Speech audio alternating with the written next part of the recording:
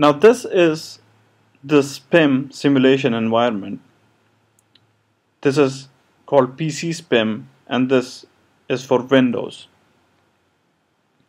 Now what you're seeing in the top pane are the registers of the processor and their state.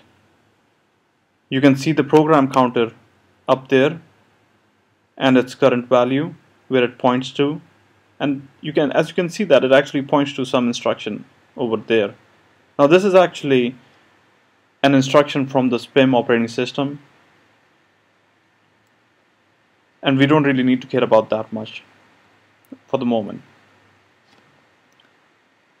And the general registers, 32 of them, are actually laid out there. So you can actually, while running your program, inspect the values of each of these registers and see if they actually change according to your expectations or not.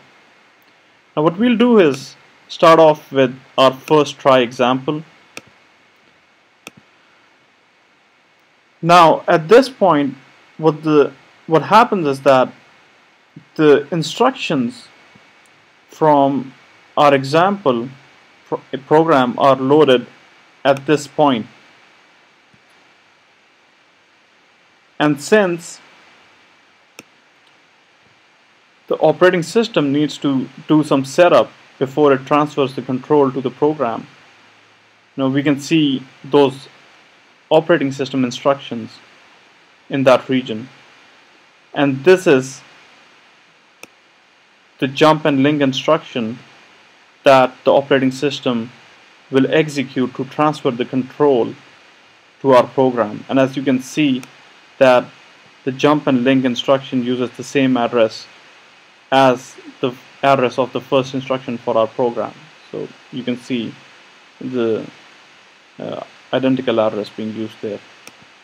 Now what we'll do is that we'll start off by executing this program.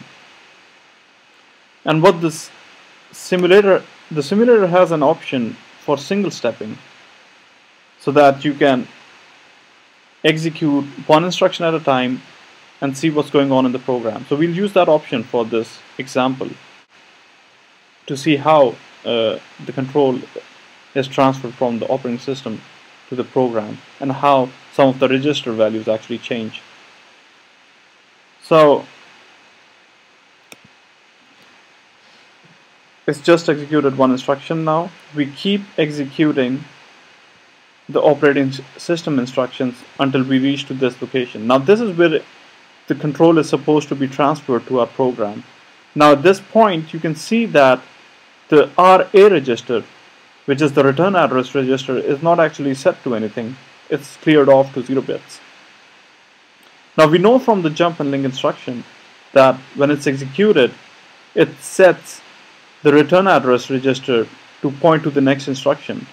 So when we execute this instruction, it's supposed to set the RA register and the contents of the RA register to point to this instruction. Now let's see if that really happens. Now we single step, and we see that the operating system has now transferred the control to our program. And we also see that the return address register has been set to point to the instruction right after jump and link. So we keep single stepping through the program until we reach the end of the program execution.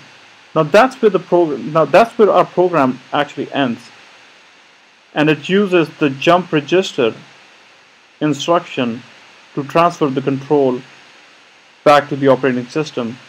So we know that having executed this instruction, the control should return to this address, to an instruction at this address. So right now we are far from that instruction. Let's see where the control goes once we execute this jump register instruction from our program.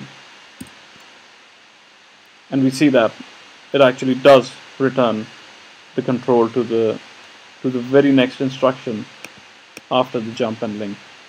So now we see that the control has actually been transferred back from our program to the operating system.